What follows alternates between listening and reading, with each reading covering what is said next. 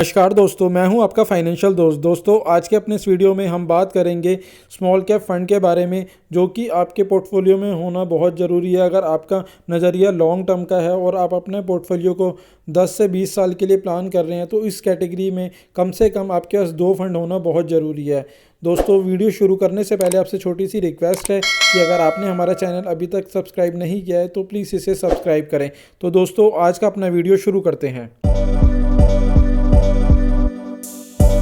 यदि आप एक स्मॉल कैप कैटेगरी का फ़ंड लेना चाहते हैं या ऑलरेडी आपके पोर्टफोलियो में स्मॉल कैप कैटेगरी का फ़ंड है, पर साथ ही साथ आप यह भी जानना चाहते हैं कि आपने जिस फ़ंड का चुनाव करा है अपने पोर्टफोलियो में, वह आपके लिए सूटेबल है या नहीं और उसने किस प्रकार का रिटर्न दिया है, तो यह चेक करने के लिए आपको सबसे पहले उस कैटेगरी के बेंचमार्क से अपने फ़ंड के रिटर्न को कंपैरिजन करना है।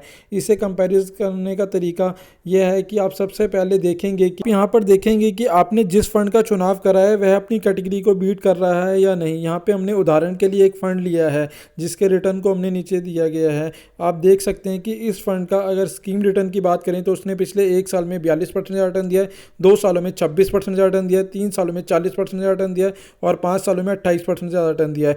वहीं बात करें कैटेगरी वाइज रिटर्न की, तो इसी फंड ने पिछले 1 साल में 36% से ज़्यादा का कैटेगरी रिटर्न रहा है, वहीं 2 सालों में 19% रिटर्न रहा है, 3 सालों में 33% ज़्यादा रिटर्न रहा है और 5 सालों में 24% ज़्यादा रिटर्न रहा है। तो आप देख सकते हैं कि इस फंड ने हर एक साल अपनी कैटेगरी को बीट किया है। इस लिहाज से निवेश के लिए अच्छा ऑप्शन हो सकता है।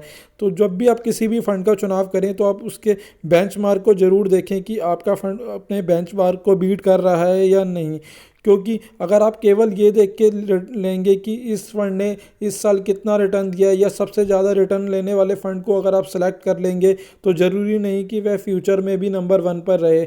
इसे आप हमारे नेक्स्ट लैब में देखकर समझ सकते हैं। यदि आप उन लोगों में से हो जो केवल रिटर्न देखकर ही अपने फ़ंड का चुनाव करते हैं, तो ये नज़रिया बिल्कुल गलत है, क्योंकि ज़रूरी नहीं कि जो फ़ंड आज नंबर 1 की कैटेगरी में है वह अगले साल भी नंबर 1 की कैटेगरी में रहे। तो इसलिए आपको हमेशा यह देखना चाहिए कि आपने जिस भी फ़ंड का चुनाव करा है वह अपने बेंचमार्क को कंटिन्यू बीट कर रहा है या नहीं। इसे आप इस उदाहरण के तरीके से समझ सकते हैं, जहाँ पिछले 1 साल में आप देखेंगे तो महिंद्रा स्मॉल कैप फंड ने सबसे ज़्यादा रिटर्न दिया है, जो कि 53% से भी ज़्यादा का रिटर्न है और यह नंबर 1 की कैटेगरी में है। वहीं अगर 2 सालों का रिटर्न देखेंगे तो ये कैटेगरी ऑटोमेटिकली चेंज हो जाएगी और इसमें आप देखेंगे आपको महिंद्रा का फंड कहीं भी नज़र नहीं आएगा और 2 सालों के रिटर्न के अंदर निप्पॉन का स्मॉल कैप नंबर 1 पर आ गया है। वहीं 3 सालों में देखेंगे तो यह फंड कैटेगरी फिर चेंज हो जाएगी और नंबर 1 की कैटेगरी में कोई और फंड आ जाएगा। 5 साल में देखेंगे तो फिर ये कैटेगरी चेंज हो सकती है, 10 साल में देखेंगे तो फिर ये कैटेगरी चेंज हो जाएगी। इसलिए जब भी आप कभी किसी भी म्यूचुअल फंड का चुनाव करें और आपको अगर कंपैरिजन करना हो, तो आप यह ज़रूर देखें कि आपका फ़ंड अपने बेंचमार्क को कंटिन्यू बीट कर रहा है या नहीं।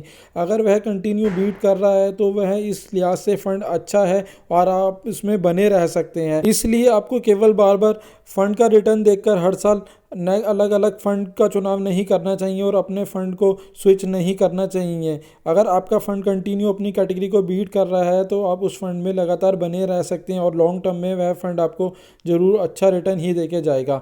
दोस्तों, आशा करता हूँ मेरे द्वारा दी गई जानकारी आपके लिए उपयोगी सिद्ध होगी और यदि आपको यह वीडियो अच्छा लगा हो तो प्लीज़ इसे लाइक शेयर करें और चैनल आपने अभी तक सब्सक्राइब नहीं किया है तो प्लीज़ इसे सब्सक्राइब करें। धन्यवाद दोस्तों।